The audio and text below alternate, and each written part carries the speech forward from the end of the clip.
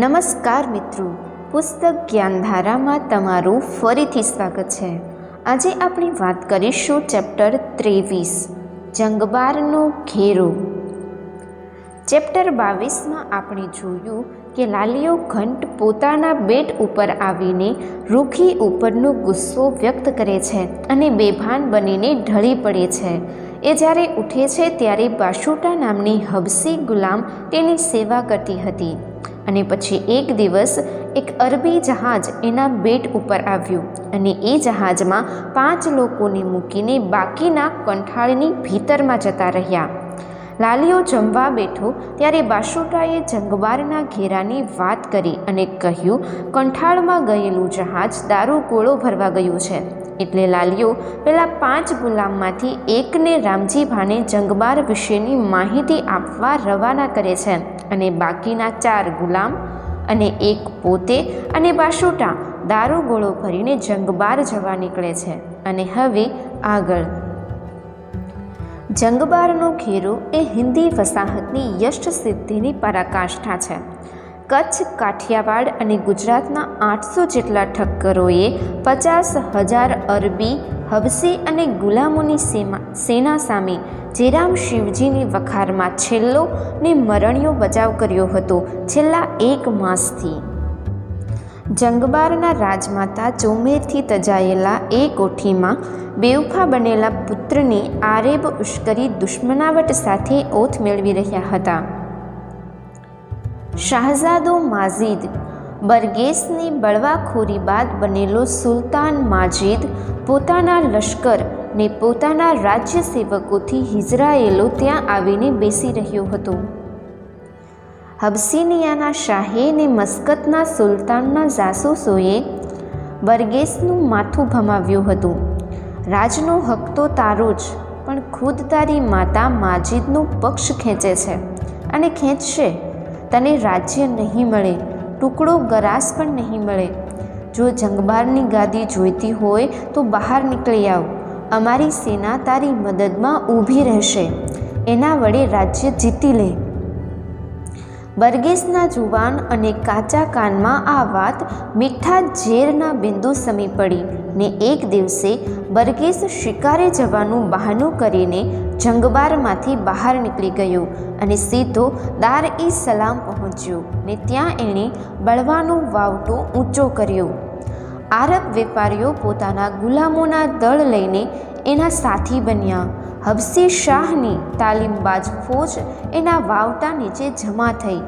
મસ્કતના આરબ સુલતાને વહાણો ભરી લડવૈયા મોકલ્યા ને દાર-ઈ-સલામથી બરગેસ 50,000ની સેના લઈને જંગબાર ઉપર ચડ્યો। ગામો લૂંટતી, મુલક ખૂંદતી સેના આગળ વધી। જંગબારની સુલતાનની સેનાએ દિવાનની સરદારી નીચે એનો સામનો કર્યો, પરાજય વહોર્યો, બરગેસનો સાથ કબૂલ્યો। હવે બરગેસને કોઈ અંતરાયનો ભય નહોતો, રૂકાવટની કલ્પના ન હતી ને સ્વપ્નમાં સુલતાનનો તાજ એના માથા ઉપર ભમતો દેખાયો। હુરિયોની ખિદમતના એને સ્વપ્ન આવ્યા। સલ્તનતની તખનશીનીના પુરોગામી ભણકાર એના કાનમાં ગુંજવા લાગ્યા। સિકંદરની મસ્તી એના અંગમાં થનગની રહી। શાહ સુલેમાનના તુર્ક પગલાં એની આગળ જાણે ગાજવા લાગ્યા ને એમ એક દિવસે એ જંગબાર આવ્યો। જેરામ શિવજીની વખાર ઉપર એણે સુલતાન માજીદનો વાવટો ફરકતો જોયો ને એણે કોઠીને ઘેરો નાખ્યો। હિન્દી કોમને માટે આ બળવો ખૂબ કવેળાનો હતો। મોસમ આવી ચૂકી હતી, આખર પૂરી થવા આવી હતી। માંડવીની ઉઘરાત, માલના ભરત, લેણદેણની ચોખવટ બધું કરવાનું હતું ને ગુલામોની ચોકી તો હવે હતી જ નહીં। તેમ જંગબારમાં હિન્દી જુવાનો નહોતા, જે હતા તે વૃદ્ધો, આધેડો, શેઠી અને મુનિમો રહ્યા હતા, લગભગ 800 જેટલા। પરંતુ જંગબારની સુલતાનાએ જ્યારે ઠક્કરોની વસાહતની વચમાં પોતાની સલામતી જોઈ, સુલતાન માજીદે જ્યારે ઠક્કરોના આશરામાં પોતાના જીવની રક્ષા જોઈ, ત્યારે કોઈ કરતાં કોઈ ઠક્કરે પારોઠના પગલાં ન ભર્યા। જેરામ શિવજીની વખારની બાંધણી ગઢ જેવી હતી ને એમાં ઠક્કરોએ દારૂગોળો ખોરાકીનો સામાન સિંચ્યો ને હવે તો એ કોઠીમાં એક હિંદવાસી બહેન પણ હતી. દેશની નારીઓ સમક્ષ સાહસોની તો કંઈક વાતો કરેલી, આજ એ બધી સાચી કરવાનો અવસર હતો. ખુશ્કી ફોજની ખૂબ ભીંસ થઈ. કોઠીમાં થોડા ઘવાયા, થોડા મરાયા, પણ કોઠી ઉપરથી સુલતાન માજીદનું વાવટું નીચો ન ઉતર્યું. હવે દરિયા માર્ગે પણ ભીંસ થવા માંડી. અણીની અવસરે નાસી છૂટવાની દરિયાલાલની બારી પણ બંધ થઈ. મસ્કતના આરબ સુલતાનના હથિયારબંધ વહાણોએ ઠક્કરોની વહાણવટ ડૂબાવીને દરિયા ઉપરની કોઠી ઉપર પણ મારો ચલાવવા માંડ્યો. એક માસ આ ઘેરો ચાલ્યો. કોઠીથી અંદર ઘવાયેલાઓની સંખ્યા વધી, ખોરાકની તંગી પડી, દારૂગોળો ખૂટી ખપવા આવ્યો. પરંતુ જે વાવટો એ કોઠી ઉપર ફરકતો હતો એ કોઈ નીચે ન ઉતાર્યો. ન ઉતારવાની જરૂર જ જોઈએ, ન ઉતારવાની કલ્પના પણ આવે. બચાવ કરનારાઓએ હવે મોતની તૈયારી કરવા માંડી.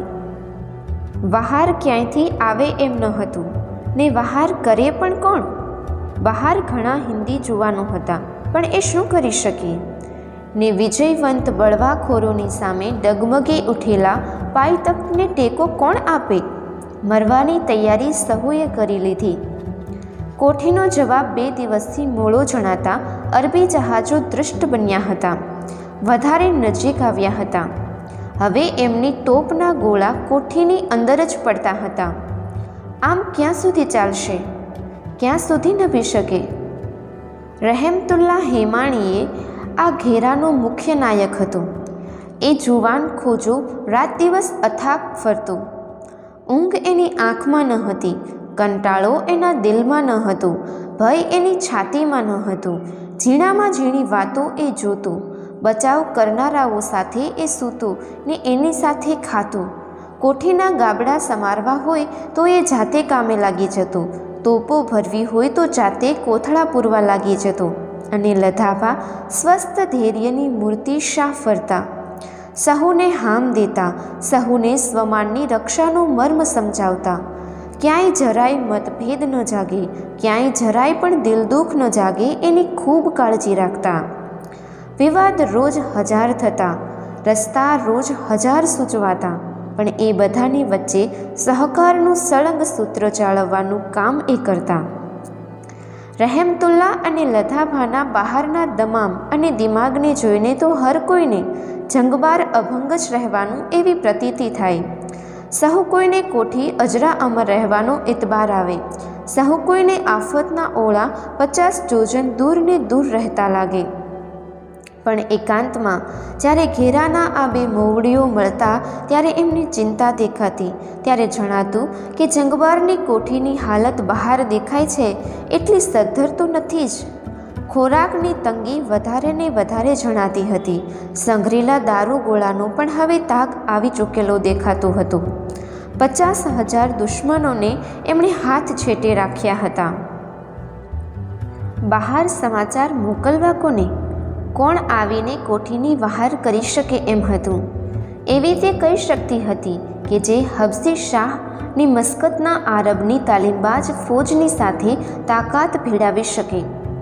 સવાલ મદદ માગવાનો ન હતો, મદદ મેળવવાનો હતો. પણ જે કોઈ બહાર હોય અને બહાર જ રહીને સલામતી શોધવાની સલાહ આપવાનો હતો. કોઠીમાંથી 3-4 દૂતો રવાના કરવામાં આવ્યા હતા, પણ દુશ્મનોની લોખંડી દાઢ વચ્ચે એ ચવાઈ ગયા હતા. બરગેસે લધાભાને ભેટ મોકલી હતી એમના દૂતોના માથાઓની.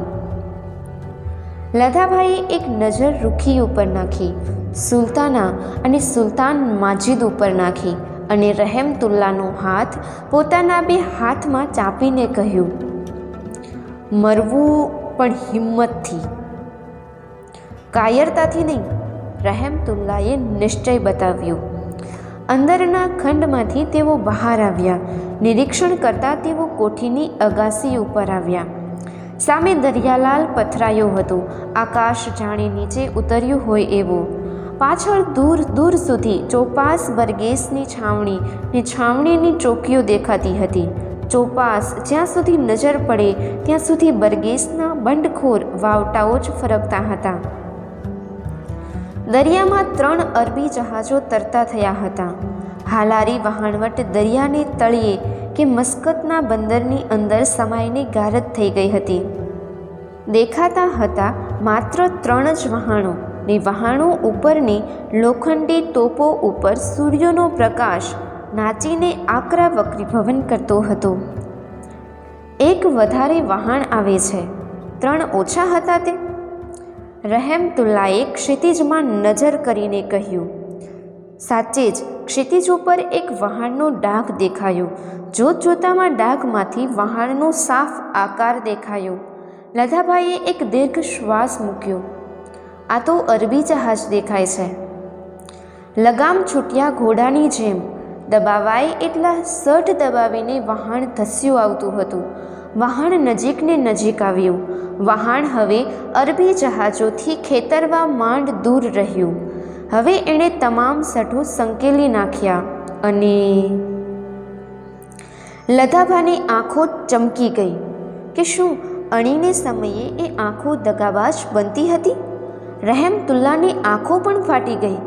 નવી આવનાર વહાણના કુવાથમ ઉપર આશાપુરાનો ભગવો ઝંડો ફરકી રહ્યો હતો. નવા આવનાર વહાણ ઉપરની તોપ હડુડી. એક અરબી જહાજની પાસે ગોળો પડ્યો. પછડાટ ખાઈને જહાજ ઉપરથી ચાલ્યું ગયું. અરબી જહાજો ઉપરથી રોષની બૂમો ઉઠી. જહાજોના લંગરો કર્કશ અવાજથી ઉપડવા માંડ્યા. વહાણ ઉપરથી ફરી તોપ છૂટી. વહાણ ઉપર કોણ હતું તેની તો લધાભાની કલ્પનાએ ન આવી, પણ જે હોય તે ખરું કાબિલ નિશાનેબાજ તો હતો. એક જ ગોળા ઉપરથી એણે માપ લઈ લીધું હતું. બીજો ગોળો એક અરબી જહાજના કુવાથંભને વાગ્યો. દાતરડાનો ઘા થતાં શેરડીની કાતળી જેમ જુદી ઉડી જાય એમ કુવાથંભ તૂટીને દરિયામાં પડ્યો. જખમાયેલા અરબી જહાજને બીજો ગોળો વાગ્યો. હવે અરબી જહાજોના લંગર ઉપડી ગયા હતા. એમણે દુશ્મનનો સામનો કરવા માટે જહાજોના મુખ ફેરવવા માંડ્યા. વહાણને ડારીને દૂર કરવા ને દૂર રાખવા માટે એમણે તોપનો મારો ચલાવ્યો. સમુદ્ર પટ ઉપર ઘેરો ધૂમ છાયો. હવે કશું દેખાતું ન હતું. કેવળ મેઘ ગાજતો હોય એવી ગર્જનાઓના પડછંદ અવાજો સમુદ્રની પીઠ સાથે અફળાઈને આવતા હતા. લધાભા રહેમતુલ્લા સામે જોઈ રહ્યા. આંખોમાં જાગતી અશાંત મહાવ્યથા પ્રચળી ઉઠી. રહેમતુલ્લાને મોક પ્રશ્ન પૂછી રહી. દબાયેલા અવાજે રહેમતુલ્લાએ સૂચતો જવાબ આપ્યો. હોય તો રામજીભા હોય, બીજું તો કોણ હોય? વિશેષ કોઈ કાંઈ બોલ્યું નહીં. પ્રચંડ ધડાકા કડાકા સાંભળીને નીચેથી થોકબંધ માણસ ઉપર દોડી આવ્યો. સુલતાન માજીદ દોડી આવ્યો હતો. રૂખી દોડી આવી હતી. દરિયાપટના ઉપર ધુમાડો ફેલાતો જતો હતો ને એમાં દાવાનળની જીભ જેવા આગના લીસોટા દેખાતા હતા ને ઝંઝાવાતના ફાટતા મોજા જેવા અવાજો માત્ર સંભળાતા હતા. ઘડી બે ઘડી કોલાહલ ચાલ્યો ને પછી એકાએક શમી ગયો, જાણે દરિયાલાલમાં આવીને જળસમાધિ લીધી હોય એમ. થોડીવાર ધુમાડાનો પડદો આમ તેમ ખેંચાયો, હિચોળાયો, પછી ફાટ્યો, તે પછી લીરે લીરા થઈને હવામાં વેરાઈ ગયો. જોનારાઓએ જોયું કે એક વહાણ અડધું ડૂબતું, સુકાન તૂટેલી હાલતે બે બાજુએ ચારણી જેવું બની ગયેલું દરિયાની વેળમાં ઘસડાઈને છેક કાંઠે ચડી ગયું હતું. વહાણમાં કોઈ રહ્યું ન હતું. કંઈ સંચાર સરખો દેખાતો ન હતો. કોઠીની અગાશી ઉપરથી એના પાટિયા ઉપર લોહીના રેલા સાફ દેખાતા હતા. એનો કૂવા થંભ અડધેથી કપાઈ ગયો હતો, પણ ભાંગેલા થંભ ઉપર ચીરાઈ ગયેલો આશાપુરાનો નેજો હજી અભિમત ફરકતો હતો. ને બારામાં પડેલા 3 અરબી જહાજોમાંથી 2 જહાજો ડૂબતા હતા ને જખમાયેલું પંખી જેમ માળા તરફ વહેતું થાય એમ ત્રીજું વહાણ એક તરફ નમી ગયેલું મહાપ્રયાસે ને મહાથાકે ચાલ્યું જતું હતું. જંગબારનું બારૂદ ચોખ્ખું થતું હતું. ક્ષણભર બધા અવાક બની રહ્યા ને પછી કોઠીની અગાશી ઉપરથી પ્રચંડ જયનાદ ઉઠ્યો. બધા દોડ્યા, જોરથી દોડ્યા. રહેમતુલ્લા દોડ્યા ને લધાબા પણ દોડ્યા. રૂખી દોડી ને ઘરડા બુઢા પણ દોડ્યા. કાંઠે છેતી ગયેલા વહાણ તરફ દોડ્યા. એ અજાણ વીર નરને એણે અણધાર્યા અવસરે ઘેરામાંથી એક દિશા ઉઘાડી દીધી હતી. એને જોવાને જોઈએ તો મદદ કરવાને સહુ દોડ્યા. ભાંગેલા વહાણ ઉપર તેઓએ 6 જણને પડેલા જોયા. 4 આફ્રિકનો, 1 આફ્રિકન નારી અને 1 અચોક્કસ જાતિનો નાખુદા જેવો લાગતો માણસ. તોપોને રેકડીની પાસે દારૂના થેલાઓની વચમાં આફ્રિકાવાસીઓની લાશો પડી હતી. કોઈની છાતી ભાંગી ગઈ હતી, કોઈના હાથ પગ ઉડી ગયા હતા. નર અને નારી તોપો ભરતા ભરતા આરબોના ગોળાથી ફૂંકાઈ ગયા હતા. કોણ હતા એ? ક્યાંથી આવતા હતા એ? ક્યાંથી આવતા હોય ત્યાંથી, પણ એમના તો મદદગાર હતા, ભાઈઓ હતા. છઠ્ઠો પુરુષ હજી મરી નહોતો ગયો, પરંતુ એણે જે ઘા લાગ્યો હતો એ કેવળ જીવલેણ નહોતો, પરંતુ ભયંકર રીતે જીવલેણ હતો. તોપ ભરવાની સાંગ એની છાતીમાંથી અડધી પરોવાઈ ગઈ હતી. હાથ પગ પેટ દાજી ગયા હતા. આ માણસ તોપ ભરતો હશે ત્યાં જ તોપ ફાટી હશે. દારૂની જ્વાલાએ એના હાથ પગ પેટ ભરખી લીધા હશે. સાંગ એની છાતીમાં તીરની જેમ પરોવાઈ ગઈ હતી. એ આડો પડ્યો હતો. એની દાઢી, મૂછ, કપડાં લોહીથી લાલ લાલ રંગાયા હતા. પાણીનો નળ ફાટે ને જેમ અંદરનું પાણી ખળખળ કરતું બહાર નીકળે એમ એની છાતીમાંથી લોહી વહ્યું જતું હતું. પાણી, પાણી. ઘવાયેલો માનવી માત્ર આટલું બોલતો હતો. 50 પાણીના પ્યાલા એક સામટા હાજર થયા. લધાબા એની પાસે બેસી ગયા ને એમણે એના તપેલા ને ફાટેલા સૂકા હોઠમાં ટીપે ટીપે પાણી રેડવા માંડ્યું. રહેમતુલ્લા એના માથા આગળ બેસીને પવન નાખવા લાગી ગયો. આ માનવીને હવે કોઈ કરતાં કોઈ બચાવી શકે એમ ન હતું. એની ઘડીઓ માત્ર સાચવી શકાય એવું જ હતું. અરે, આ તો લાલિયો ઘંટ! રૂખીએ ચીસ જેવા અવાજે કહ્યું. કોણ લાલિયો? આ પોતે? લધાબાઈએ તાજુબીથી પૂછ્યું. એમણે લાલિયાની વાતો સાંભળી હતી ને સાંભળેલી વાત એકેય સારી ન હતી. એમણે લાલિયાને નજરે જોયો ન હતો. રૂખી પાસેથી એમણે લાલિયાની વાતો સાંભળી હતી ને એ વાતો એમના દિલમાં લાલિયા માટે ઠંડી સૂગ જન્માવી હતી. એ જ લાલિયો આ! લધાબાની નજર લાલિયા ઉપર પડી. 5 લાશો ઉપર પડી. ભાંગેલા કૂવાધંભ ઉપર ફરકતા ઝંડા ઉપર પડી ને એમનું માથું છાતી ઉપર ઢળી ગયું. અપાર આશ્ચર્ય એમને થયું. પોતાના નામની મોટેથી પડાયેલી ચીસે લાલિયાના મૂઢ થઈ ગયેલા મગજના કોઈ જાગતા તાર ઉપર ઝણઝણાટી બોલાવી. એની આંખો ઉઘડી. પૂતળાની આંખો જેમ ફાટેલી હોય એમ ફાટેલી થઈ. રૂખી, એ મહાપ્રયાસે બોલ્યું. રૂખીબેન, આમ આવ. કાળજું કઠણ કરીને જરા અહીંથી આવ, એમ લધાબાઈએ કહ્યું. ભયાનક દ્રશ્યની સન્નિધિમાં જતા રૂખીને હાડે હાડ ત્રાસની કંપારી આવી ગઈ. પણ એ આવી. ફાટેલી આંખે જિંદગીની શેષ સર્વશક્તિ આંખમાં સિંચીને પણ આંખ ઉઘાડી રાખતો હોય એમ લાલિયો રૂખી સામે જોઈ રહ્યો. રૂખીની આંખો ત્રાસથી થરથરી ઉઠી. જીવન જંગની આવી ભયાનક વસાહતની વાસ્તવિકતા એના લોહીના બુંદે બુંદમાં ટાઢી આગ પ્રસારી રહી. રૂખીની આંખ આડે આંસુનો પડદો આવ્યો. લાલિયો રૂખી સામે જોઈ રહ્યો. ચેતન સમસ્ત એની આંખમાં આવીને છેલ્લી ઓથ લેતું હતું. અપાર વેદના જાણે ચેતનના ગર્ભમાં હતી.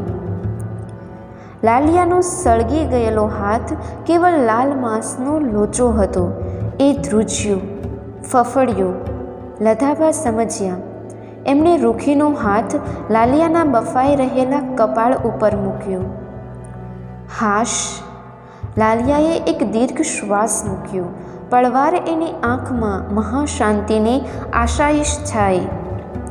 રૂખી મેં બહુ દુભવી, બહુ પાપ, બહુ દુભવી. લધાભાઈએ એના કાનમાં કહ્યું, ભાઈ, રૂખી બહેન તને માફ કરે છે. અમે બધા તને માફ કરીએ છીએ. હવે રામનું નામ લે. લતાભાનો અવાજ સાંભળી ઊંડે ઉતરી જતો જીવ જાણે પાછો વળ્યો. લાલિયાએ આંખ ઉઘાડી. બહુ પાપ. લાલિયો મહાપ્રયાસે તૂટતા કંઠે બોલ્યો. હું કૂતરાની જેમ જીવ્યો. લાલિયાની આંખો ચીરાઈ ગયેલા આશાપુરાના વાવટા ઉપર ઠરી. પણ માણસાઈના મોતે મરું છું. થોડીવાર લાલિયો હાંફી રહ્યો, પછી બોલ્યો, રૂખી, એક વેણ તો બોલ. રૂખીના આંસુ એના અવાજને દફનાવી દેતા હતા. તોય એ બોલી, હું માફ કરું છું. હવે ભગવાનની માફી માગો.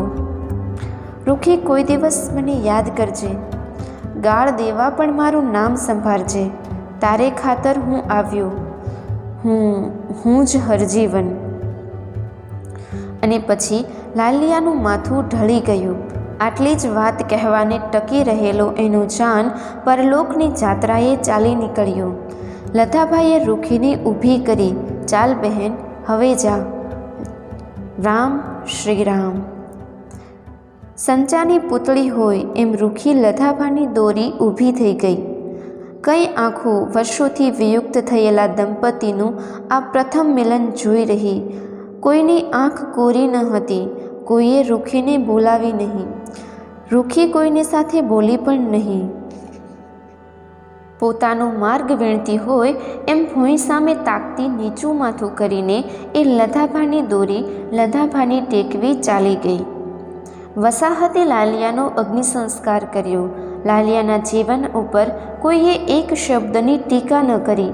વહાણની અંદરના બીજા શબોના પણ અગ્નિસંસ્કાર કરવામાં આવ્યા. અને પછી તો લાલિયાની કથા વિસારે પાડે એવા બનાવો ઝડપથી બનતા લાગ્યા. ન સમજાય એવી આશંકા અને વિસ્મયના બનાવથી વળતે દિવસે યુદ્ધની નવી ભૂમિકાનો આરંભ થયો. બરગેસે જંગબારનો ઘેરો ઉઠાવ્યો. બીજે દિવસે દૂર દૂરથી જબરો કોલાહલ ગાજતો સંભળાયો. તોપોના અવાજોથી આખો દિવસ ગાજી રહ્યો. 2 દિવસ મહાચિંતાના ગયા. શું થયું? બરગેસે ઘેરો કેમ ઉઠાવી લીધો? કોઈ દારૂણ યુદ્ધના પડઘા જેવો કોલાહલ શેનો? પરિસ્થિતિએ પલટો લીધો? કેવો પલટો લીધો? કોની વચ્ચે યુદ્ધ થયું? કોણ હાર્યું? કોણ જીત્યું? ચોથે દિવસે જંગબારમાં અનાજના ગાડાની કતાર જેરામ શિવજીની વખાર શોધતી આવી. સાથે સમાચાર હતા. એ સમાચારે સારાએ જંગબારને આનંદથી ઘેલું બનાવી દીધું હતું.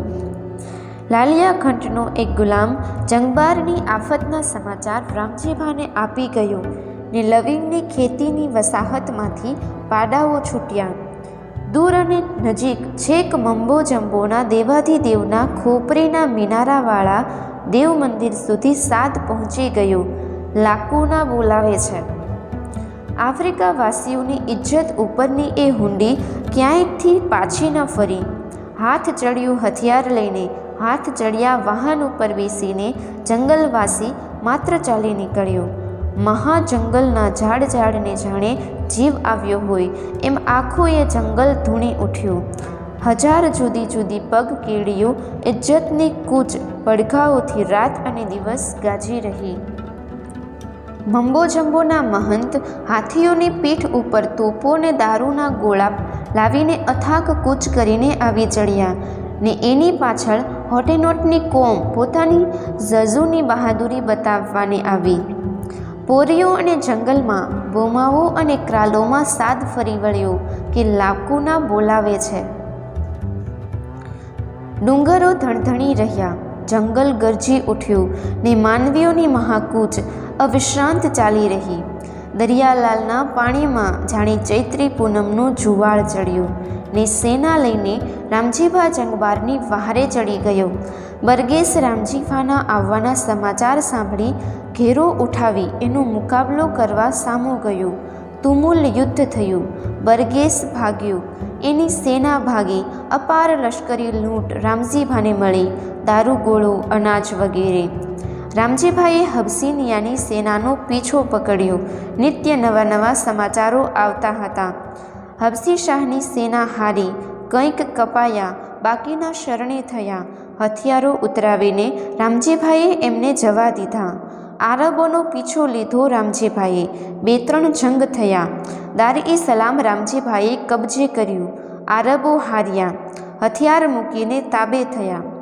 રામજીભાઈએ હથિયારો લઈને કબજે એમને પણ જવા દીધા. અકસ્માત પલટાયેલા મામલાથી મતિ વિમ્રત થયેલો શાહજાદો બરગેસ નાસભાગ કરતો હતો.